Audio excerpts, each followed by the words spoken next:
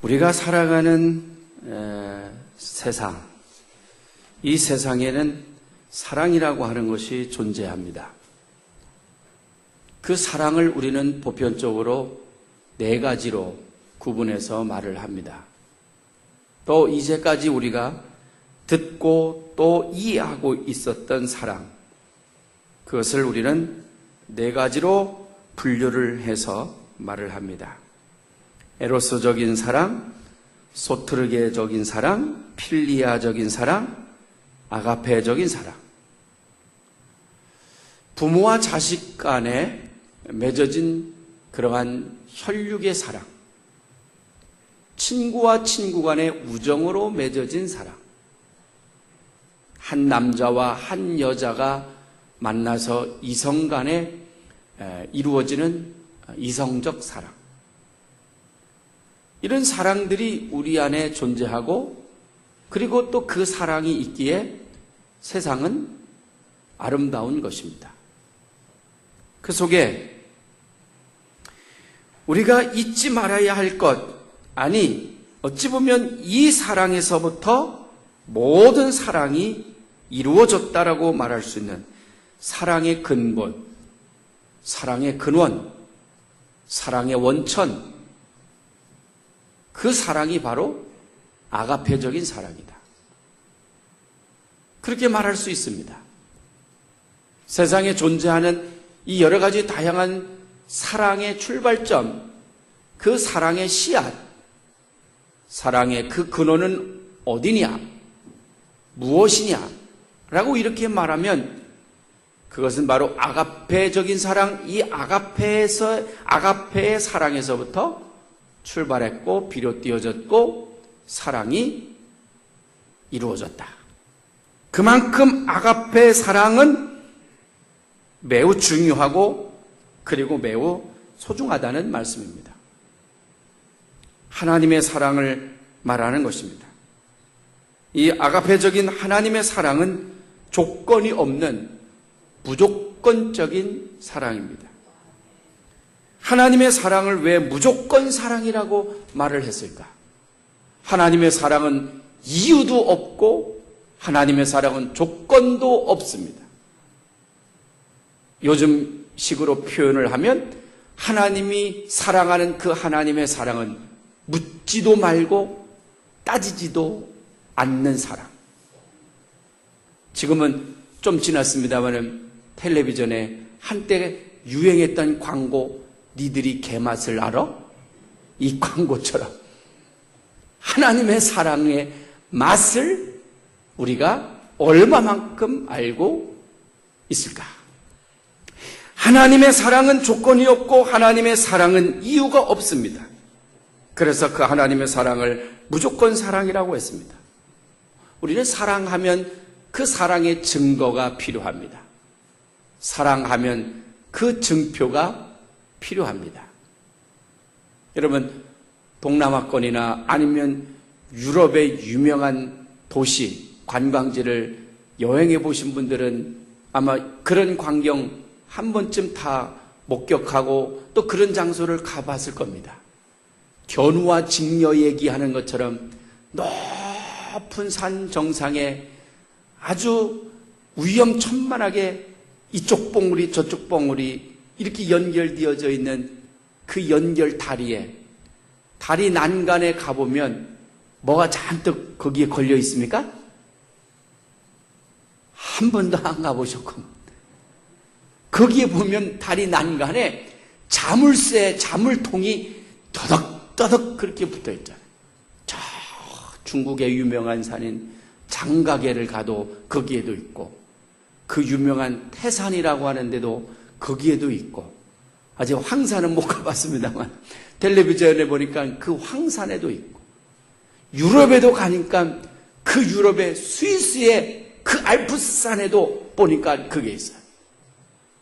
유명한 관광지에 남녀 한 쌍이 신혼부부가 아니면 결혼을 앞둔 젊은 청춘 남녀들이 그곳에 관광 오고 여행을 왔다가 거기에 이 잔물쇠 장사하는 사람들한테 그 상술에 속아 넘어가지고 그걸 비싼 돈을 주어가지고 그 다리 난간에다가 순희 씨, 오빠 이러면서 거기다가 하트를 그려놓고 우리 영원합시다. 영원히 사랑할 거야. 날 버리면 넌 죽어. 이렇게.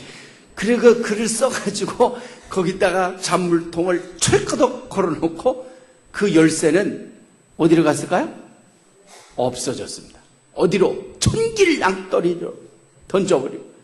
아니, 어떤 데는 깊은 호수에다가 열쇠를 던져버린 거예요. 영원히 우리 사랑이 풀려지지 말자고.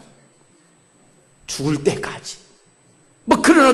그런 약속, 그런 증표로 그렇게 다리에다 묶어놓고 나무에다가 걸어놓고 그렇게 합니다.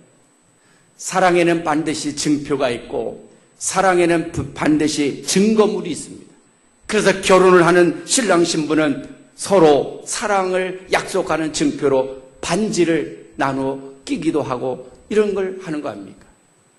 그렇다고 한다면 하나님도 우리를 사랑하셨다고 하는데 하나님이 우리를 무조건적으로 어찌 보면 이것은 하나님이 일방적으로 우리를 사랑해 오신 어찌 보면 짝사랑과 또 같은 하나님의 이 조건 없는 이 사랑.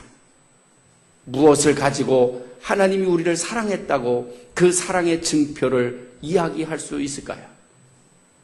하나님이 우리를 그토록 사랑하셨다는데 하나님은 우리에게 그런 조건 없는 아무런 이유 없이 우리를 사랑하셨다고 하는데 그러면 하나님이 우리를 사랑하신 그 사랑의 증거가 무엇이며 증표는 어떤 것이냐고 하는 것입니다.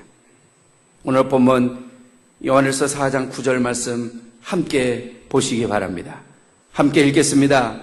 하나님의 사랑이 우리에게 이렇게 나타난 바 되었으니 하나님이 자기의 독생자를 세상에 보내심은 그로 말미암아 우리를 살리려 하심이니라. 10절 사랑은 여기 있으니 우리가 하나님을 사랑한 것이 아니요 하나님이 우리를 사랑하사 우리 죄를 속하기 위하여 화목제물로 그 아들을 보내셨습니다. 할렐루야. 하나님의 사랑을 믿으십니까? 하나님이 우리를 사랑하신다는 믿음을 가지십니까? 그 증거가 무엇이냐? 그 증표가 무엇입니까? 예수 그리스도가 바로 하나님의 사랑의 증표이고 하나님이 우리를 사랑했다는 증거인 것입니다. 그 하나님의 사랑, 예수님을 우리에게 보내주신 그 사랑의 최고의 절정은 독생자를 십자가에 아무런 이유 없이 조건 없이 십자가에 죽도록 내어 주신 것입니다. 이보다 더 큰 사랑이 어디 있습니까? 이보다 더 고귀한 사랑이 어디 있습니까? 이보다 더 값지고 이보다 더 진실한 사랑이 어디에 있느냐 그런 말입니다. 세상에서 가진 값진 사랑이라면 무엇을 들을 수 있겠습니까? 여러분은 세상에서 진정한 사랑이라고 말한다면 어떤 경우를 진정한 사랑이라고 말할 수 있겠습니까? 그것은 두말할 것도 없이 값지고 진정한 사랑은 자기 희생이 포함되어진 사랑이며 그리고 타인에 대하여 아무런 조건 없이 베푸는 사랑이 바로 값진 사랑이고 진정한 사랑인 줄로 믿습니다. 성경은 믿음이 있고 사랑이 없는 사람을 바리새인이라고 말했습니다. 소망은 있으나 그 속에 사랑이 없으면 그를 사두개인이라고 말했습니다. 믿음이 있으며 사랑이 없는 사람을 바리새인이라고 말했고 소망이 있으며 그 속에 사랑이 없으면 사두개인과 같은 사람이라고 했습니다. 그래서 예수님은 언제나 이 형식적이고 외식적인 거칠애로 번드름한 이러한 사람들을 예수님은 바리새인들과 사두개인들과 같은 자들이다. 너희들에게는 하나님의 진노의 심판이 임박해 있도다. 예수님도 이런 바리새적인 믿음과 사두개인과 같은 신앙인들을 책망하고 질타하기도 하시는 것을 봅니다. 사도 바울도 고린도전서 13장 13절 이하의 말씀을 통해서 이 바리새인과 사두개인들과 같은 믿음 있는 사람들을 책망하시면서 이렇게 말했습니다. 너희에게 믿음과 소망과 사랑 이 세 가지는 항상 있을 것인데 그 중에 제일은 사랑이니라. 사도 바울도 우리에게 그렇게 권면했습니다. 믿음이 있으되 그 안에 사랑이 함께 있어야 하며 소망을 갖되 그 속에 사랑과 함께 소망을 품어야 된다는 그런 말씀인 줄로 믿으시기를 바랍니다. 그렇다고 믿음과 소망은 값어치가 없고 사랑은 값어치가 믿음과 소망보다 더하다는 그런 말이 아닙니다. 믿음과 소망과 사랑 이 세 가지는 항상 상호작용을 하는 것입니다. 믿음이 있으면 거기에 사랑이 있어야 되고 사랑이 있으면 거기에 소망이 있어야 되고 소망이 있으면 거기에 믿음도 함께 있어야 되는 이 세 가지가 서로 융합되어지고 서로 공존하고 서로 상호작용을 해 주어야 온전한 사랑을 이룰 수 있다는 그런 말씀인 것입니다. 믿음만 있고 그 마음에 사랑이 없으면 그는 바리새인적으로 교만하고 거만하기 그지없습니다. 소망으로 가득 차 있지만 희망으로 가득 차 있지만 그에게는 미래가 보장이 되어져 있지만 그러나 그의 마음속에 사랑이 없다고 한다면 그는 사두개인과 같이 자기 자신만 알 뿐이라고 하는 것입니다. 자기를 드러내고 자기를 우선시하는 이런 교만한 마음속에 빠져있는 사두개인과 같으니까 바로 소망은 있지만 사랑이 없는 사람이라는 말입니다. 우리는 성경 말씀을 통해서 보면 하나님이 오늘 본문 말씀에 우리를 조건 없이 사랑해 주셨다는 그 사랑에 대하여 진정한 사랑이 어떤 사랑인지를 여러 사람들을 통해서 그 사랑을 표현하고 그리고 그 사랑을 이야기해 주고 있습니다. 그 중에 한 사람 바로 룻이라고 하는 사람입니다.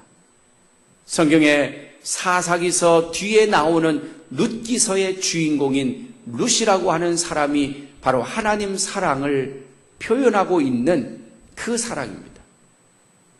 이 룻이 어떤 사람입니까? 이 룻이라고 하는 여인은 시어머니 나오미를 공경하기 위해서 시어머니를 봉양하기 위해서 시어머니를 섬기기 위해서 자기 자신을 완전히 다 희생을 한 그런 며느리가 바로 이 룻이라고 하는 며느리입니다. 시어머니 나오미가 그의 남편과 그리고 두 아들을 따라서 모압이라고 하는 곳으로 이사를 갔습니다. 이 여인은 본래 이스라엘 베들레헴이라고 하는 곳에서 살고 있었습니다. 그런데 그만 그 해에 흉년이 들어서 먹을 것이 없었습니다. 그래서 먹을 것을 구하기 위해서 이방 나라인 애굽이라고 하는 곳, 모압 땅이라고 하는 곳으로 잠시 이주해 갔던 것입니다. 그런데 그만 그 모압이라고 하는 지역에서 남편과 두 아들이 어떤 이유에서 그랬는지 이 부자지간에 아버지와 두 아들이 목숨을 잃었습니다. 하루아침에 이 가정은 시어머니 나오미와 두 며느리만 남게 된 것입니다. 이때 시어머니가 두 며느리를 불러서 두 며느리들에게 이렇게 말합니다. 남편도 없고 우리 집에는 대를 이을 남자들도 없고 너희들에게서 자식을 낳은 적도 없으니 너희들은 너희 친정으로 돌아가 새로운 인생을 출발하라. 이건 굉장히 중요한 말입니다. 당시 이 중동 사회에서는 결혼한 여인은 한 번 결혼하게 되어지면 그 시댁의 소유가 되어집니다. 남편이 죽든 아니면 어떠한 특별한 이유에 있어서 이혼을 하게 되어지면 시댁 식구들로부터 반드시 그 증표를 받아야 합니다. 그렇지 않고 그 증표가 없이 친정으로 돌아가게 되어지면 친정에서 절대로 받아주지 않습니다. 뿐만 아니라 그런 여인을 다른 사람이 재혼을 하게 되어지면 그 부부는 간통죄에 해당이 되어져서 맹렬하고 참혹한 죽음을 맞이하게 됩니다. 이래서 나오미는 바로 두 며느리를 친정으로 돌려보내는 허락을 승낙한 것입니다. 그런데 그 중에 한 며느리인 이 룻이라고 하는 며느리가 남편도 없고 자식도 없고 자기 시어머니로부터 정정당당하게 친정으로 돌아갈 수 있는 허락을 받았으니 이 룻은 새로운 인생을 출발하고 새로운 삶을 살아갈 수 있게 되어졌습니다. 그럼에도 불구하고 이 룻은 친정으로 돌아가지 않았습니다. 남편을 잃은 슬픔과 절망, 그리고 자기 자신의 앞날의 미래를 생각해 보면 얼마나 참으로 어둡고 그리고 그 미래가 참담한 겁니까? 자식이나 있으면 자식이라도 바라보고 자식이라도 기대하고 산다고 말을 하지만 자녀도 두지 않았습니다. 이런 시점에서 친정으로 돌아가게 되어지면 그곳에서 새로운 남편을 만나서 새로운 인생을 출발하고 새로운 가정을 꾸릴 수 있는 그런 희망이 있음에도 불구하고 룻은 시어머니의 그 승낙을 거절하고 룻기서 1장 16절에 이렇게 말합니다. 어머니 어머니 나를 돌아가라 말하지 마십시오. 나는 어머니가 계신 곳에 언제나 함께 할 것입니다. 어머니의 민족이 나의 민족이며 어머니의 백성이 나의 백성이며 어머니의 하나님이 나의 하나님이 될 것이며 어머니가 머무는 곳에 나도 머물 것이며 아멘 하실 때까지 어머니가 드시는 곳에 나도 먹을 것이며 어머니가 쉬는 곳에 나도 안식할 것입니다. 어머니가 죽어 장사되어지는 곳에 나도 내 뼈를 묻을 것이니 나로 하여금 친정으로 돌아가라 하지 마십시오. 이것이 며느리 나오미가 시어머니에게 한 고백입니다. 친정으로 돌아가면 새로운 인생을 살 수 있습니다. 친정으로 돌아가면 새로운 출발을 할 수 있습니다. 그러나 시어머니를 따라간다고 하는 것은 자기 자신을 완전히 포기하는 것이고 자기 자신을 완전히 희생한다고 하는 그런 결단과 고백이 여기 들어있는 것입니다. 남편이 죽은 것은 둘째 치더라도 자식도 없는 상황 속에서 무슨 낙이 있겠습니까? 자기 민족을 버리고 자기 친족을 버리고 자기 신앙을 버리고 모든 것을 다 버렸습니다. 그리고 오직 하나 시어머니를 봉양해야 된다고 하는 시어머니를 섬기고 모셔야 된다고 하는 이 생각 하나만 가지고 룻은 온전히 자기 자신을 헌신한 것입니다.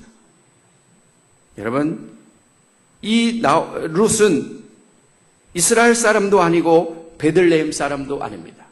이 룻은 이방 여인으로서 모압 사람입니다. 다시 말씀을 드리면 모압 사람인 이 룻이 예루살렘, 이스라엘, 베들레헴으로 간다고 하는 것은 바로 오늘날로 말하면 이주 여성이 된다는 것입니다. 전혀 다른 민족, 전혀 다른 백성들 속에서 살아야 된다는 말입니다. 요즘 우리 주변에 이주 여성들이 여러분 많이 볼 수 있지 않습니까? 이분들이 얼마나 이 대한민국에 와서 여러분 외롭고 그리고 그 생활이 힘들겠습니까?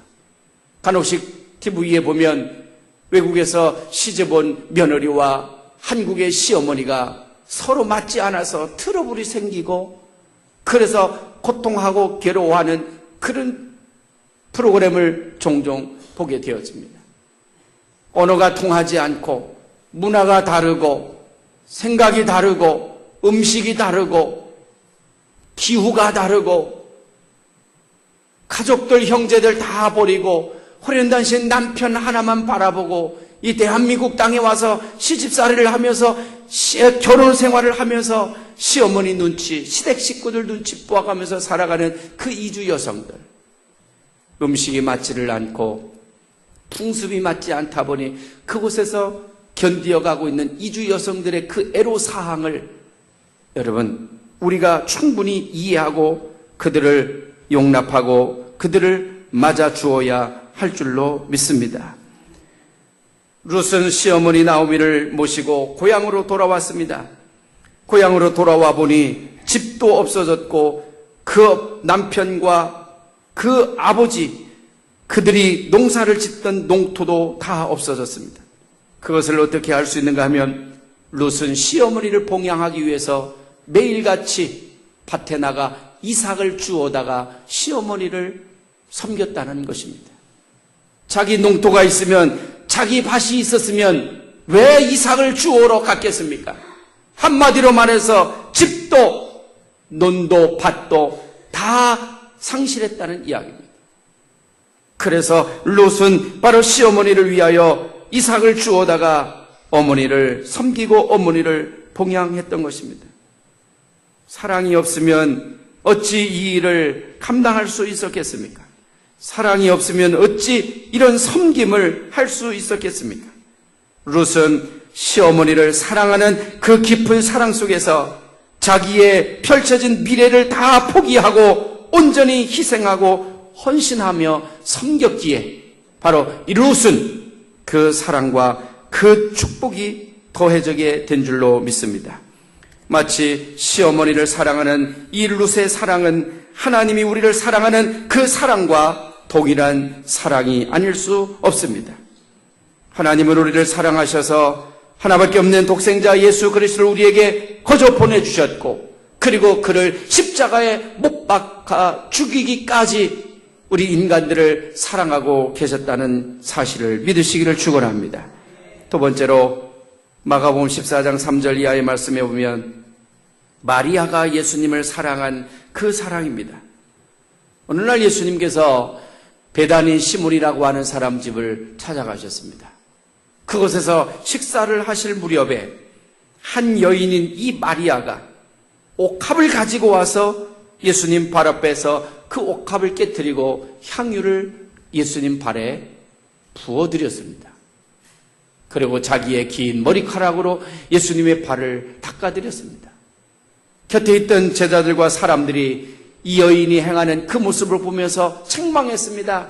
어찌하여 이 귀하고 값비싼 것을 허비하였느냐 라고 하며 이 여인을 책망합니다. 맞습니다.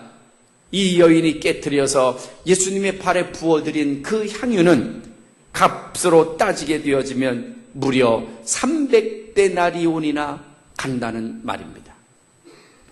당시에 젊은 청년의 하루 품삯이 한 데나리온이었으니까 300데나리온이라고 하면 1년 내내 꼬박 모아야 모을 수 있다는 그런 돈입니다.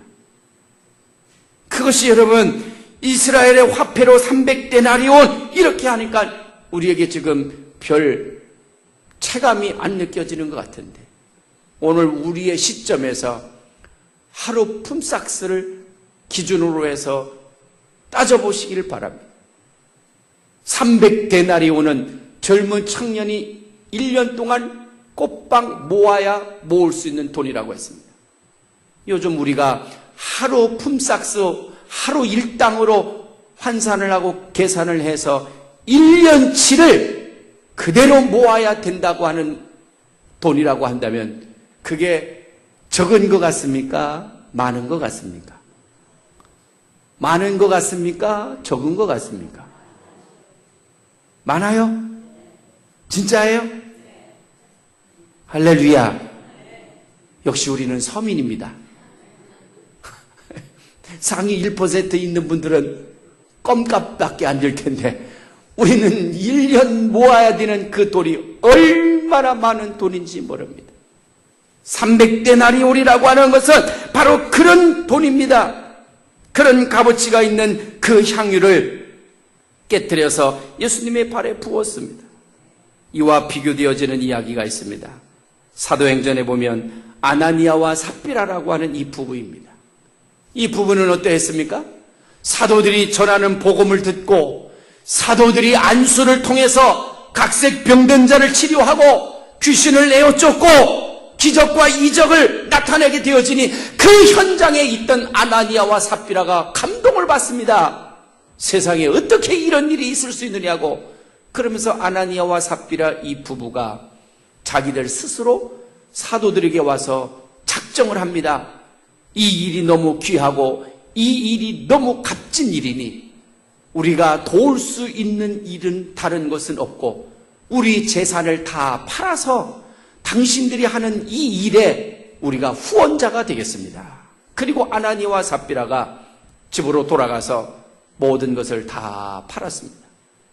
그리고 그 판 돈을 가지고 사도들에게도 가다가 그만 중간에 미혹과 유혹을 받아서 남편인 아나니아가 그 재산의 절반을 뚝 떼어가지고 숨겨놓고 갑니다.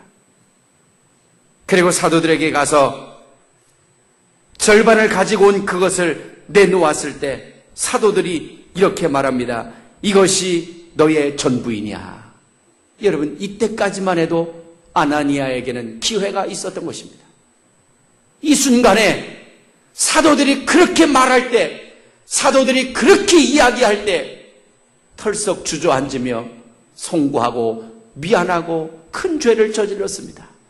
내가 나의 모든 것을 다 청산하여 당신들에게 바치기 위하여 가지고 오는 중간에 이것을 다 드리고 나면 오늘 저녁부터 당장 걱정이 되어지고 내일이 걱정이 되고 염려가 되어서 내가 전부를 드리기로 작정했지만 내가 절반을 떼어서 집에 두고 왔습니다라고 말을 했다고 한다면 아나니아와 삽비라는 그 인생이 전환점이 될 수도 있었을 것입니다. 그러나 사도들이 그렇게 말하는 그 앞에 이것이 전부입니다 라고 말하는 순간에 아나니아와 삽비라는 돌이킬 수 없게 되었습니다. 어찌하여 성령을 속이느냐.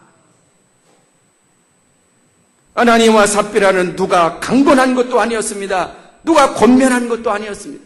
자기들 스스로가 감동을 받고 자기들 스스로가 감격하여 작정을 했던, 스스로 작정한 그 작정을 이루지 못하고 그 약속을 지키지 못했던 그런 아나니아와 삽비라이지만 이 마리아는 누가 시킨 것도 아니고 권면한 것도 아니고 마리아는 스스로 자원하여 예수님 발 앞에 300데나리온의 값어치가 되는 옥합을 깨트려 그 향유를 주님의 발에 부어 드린 것입니다.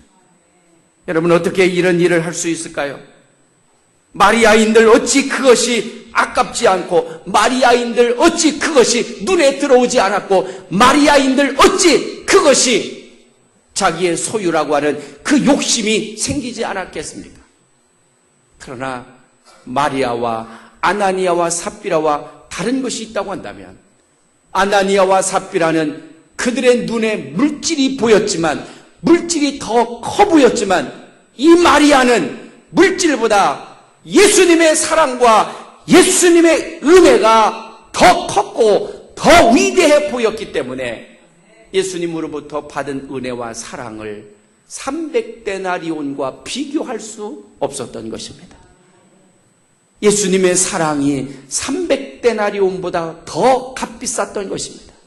예수님의 은혜가 300데나리온보다 훨씬 더 값어치가 있고 커 보였기 때문에 이 마리아는 그 300데나리온을 예수님 앞에 온전히 드릴 수 있었던 것입니다. 그렇습니다. 우리의 눈에 돈이 보이게 되어지고, 우리의 눈에 욕심이 보이게 되어지고, 우리의 마음속에 아깝다라고 하는 유혹과 미혹이 들어오게 되어지면 우리는 하나님 앞에 단돈 1,000원, 10,000원도 할 수 없고 드릴 수 없습니다. 어느 날 우리 교회 청년 한 사람이 저에게 이런 말을 했습니다. 목사님, 11조 생활한다는 게 얼마나 힘든 일인지 제가 아주 뼈저리게 실감합니다. 그렇게 말을 해요. 그래서 그게 무슨 말입니까? 되물으니까 이렇게 말합니다. 대학교 학교 다닐 때까지는 부모님으로부터 용돈을 받아서 쓰게 되어지니까 10,000원 받으면 1,000원, 20,000원 받으면 2,000원, 100,000원 받아야 10,000원. 그때는 그 돈이 그렇게 많지가 않았는데 대학을 졸업하고 직장에 취직해서 월급쟁이가 되어서 월급을 받아서 거기서 10만원, 20만원, 30만원을 떼려니 그 돈이 얼마나 큰 돈인지 11조를 드릴 때마다 마음이 떨리고 가슴이 떨립니다. 그래 말하는 거예요. 그래서 어떡하고 있습니까? 아깝고 힘들어서 못하고 있나요? 그랬더니 아니요. 그래도 하나님의 것인데 어떻게 안 드릴 수가 있습니까? 할렐루야. 그래서 내가 기도해 줬어요. 하나님, 이 11조가 돈으로 보이지 않게 하여 주시옵소서. 이 11조가 물질로 보이지 않게 하여 주시고 이 11조에 욕심이 생기지 않게 하여 주시옵소서. 그리고 기도해 줬어요. 그리고서 제가 이렇게 권면했습니다. 하나님 앞에 드린 게 맞나요? 내가 가진 게 맞나요? 내가 가진 게 많지요. 바로 내가 가진 것을 봐야 11조가 눈에 보이지 않습니다. 하나님에게 드린 것은 하나이지만 내가 가지고 있는 것은 10개 중에 9개를 내가 가지고 있는데 내가 가지고 있는 9은 어찌 보이지 않고 하나님 앞에 드리는 하나만 눈에 보이느냐고. 하나님 앞에 드리는 그 하나를 보지 말고 내가 가지고 있는 9을 바라보라고. 그러면 하나님 앞에 11조 하는 것이 힘들지 않고 어렵지 않을 것이라고. 할렐루야. 사랑하는 여러분, 아브라함이 왜 믿음의 거장이 되었고 복의 근원이 되어졌고 축복의 조상이 되었습니까? 아브라함은 하나님 앞에 철저하게 하나님의 것을 구별할 줄 알았던 그런 신앙인의 사람이었습니다. 하나님의 것을 드리는 데 있어서는 정직했고 하나님의 것을 드리는 데는 진실하였기에 하나님은 아브라함을 복의 근원으로 축복하셨고 믿음의 조상으로 우뚝 세워주신 것입니다. 마리아가 예수님의 발에 300데나리온의 이 향유를 부을 수 있었던 것은 그 300데나리온이 보인 것이 아니라 예수님의 은혜가 보인 것이고 예수님의 사랑이 보여졌던 것입니다. 예수님의 사랑, 그 값을 우리가 어떻게 환산할 수 있겠습니까? 예수님의 사랑, 이 사랑으로 우리의 마음속에 가득 채워질 수 있기를 주 이름으로 축원합니다. 이 예수님의 사랑이 우리의 마음속에 가득 찰 때 그곳에서 최고의 기쁨이 충만하게 솟아나는 것입니다. 예수님의 사랑이 우리의 마음속에 가득 채워질 때에 그 속에서 여러분 우리 믿음의 생활이 최고의 행복이 느껴지는 것입니다. 예수님의 사랑은 세상의 그 어느 것과 비교할 수 없습니다. 예수님의 사랑은 세상의 그 어느 것과 값을 비교할 수 없고 따질 수 없는 것입니다. 내가 예수님의 사랑으로 가득 차고 예수님의 그 신비한 사랑으로 내 마음이 충만해져 있게 되어질 때 여러분 우리의 삶이 행복해지는 것이고 우리의 삶이 기쁨으로 가득 차게 될 줄로 믿으시기를 축원합니다. 예수님의 사랑이 얼마나 신비합니까? 예수님의 사랑이 얼마나 놀랍습니까? 예수님의 사랑이 얼마나 고귀하고 귀한 사랑이냐 그런 말입니다. 하나님은 이 사랑을 우리에게 값없이 조건 없이 아무런 이유 없이 우리에게 주신 것입니다. 여러분 사랑하는 남녀 사이에는 이유가 없습니다. 사랑하는 남녀 사이에는 허물도 없습니다. 사랑하는 남녀 사이에는 까닭도 없습니다. 사랑하는 남녀 사이에는 밤도 낮도 없습니다. 사랑하는 남녀 사이에는 이런 아무런 단점도 없습니다. 사랑하는 남녀 사이에 그 존재하는 사랑 속에는 단점도 장점이 되어지고 허물도 여러분 사랑이 되어지게 되어지고 사랑하는 속에 그 사랑 안에 존재하는 것은 이유도 여러분 없다고 하는 사실입니다. 이 사랑이 우리 안에 머물러 있게 되어질 때 우리의 신앙과 우리의 믿음도 행복해지게 될 줄로 믿습니다. 진정한 사랑 그리고 참사랑 그것은 바로 자기 희생과 그리고 자기를 아낌없이 베푸는 것에서 진정한 사랑과 참사랑이 나올 수 있게 되는 것입니다. 우리가 살아가는 지금 이 세상은 여러분 똑똑하고 잘난 사람이 필요한 때가 아닙니다. 오늘 우리가 살아가는 이 세상, 이 사회는 지금 따뜻한 사랑이 있는 사람이 필요한 때인 줄로 믿으시기를 축원합니다. 하나님은 이 귀하고 소중한 사랑을 우리에게 주셔서 우리의 마음속에 이 하나님의 사랑을 가지고 세상으로 나가서 이 삭막하고 악한 세상 가운데 이 조건 없는 하나님의 사랑을 펼쳐나가라고 오늘도 우리를 이 시대의 사역자로 부르고 계시는 줄로 믿으시기를 축원합니다. 사랑하는 여러분, 하나님의 사랑으로 가득 채워주셔서 여러분도 행복하시고 또 여러분으로 더불어 여러분의 가정과 여러분의 이웃도 행복해지시기를 주의 이름으로 축원합니다. 기도하겠습니다. 걸어가신 하나님 아버지, 존귀하신 하나님 감사합니다. 주님의 사랑과 주님의 은혜 가운데 아무런 이유도 조건도 없이 우리를 사랑해 주셔서 그 사랑으로 날마다 존재하게 하시고 살아가게 하여 주시니 참으로 감사합니다. 하나님, 하나님의 이 귀하고 소중한 사랑 앞에 무슨 이유가 있겠나이까? 예수 그리스도의 이 신비로운 사랑 앞에 무슨 까닭이 있겠나이까? 오직 하나님의 사랑과 은혜에 감사하여 하나님, 이 마리아와 같이 300데나리온에 해당하는 하나님 옥합이라도 주님 앞에 아낌없이 깨어드릴 수 있는 저희들의 신앙, 저희들의 믿음이 되게 하여 주시옵소서. 특별히 11조의 예물 때문에 시험 드는 일이 없게 하여 주시고 11조의 예물 때문에 신앙생활에 방해가 되어지지 않게 하시고 저해가 되어지지 않도록 믿음을 주시옵시고 믿음을 확고하게 하나님 아버지 굳세게 세워가게 하여 주시옵소서. 이 11조의 예물이 하나님과 우리와의 약속 있는 첫 예물이라고 말씀하여 주셨듯이 하나님, 사랑하는 성도들에게 믿음으로 승리하고 영적으로 승리할 수 있도록 주님 굳게 붙잡아 주시옵소서. 예수님의 이름으로 간절히 기도하옵나이다.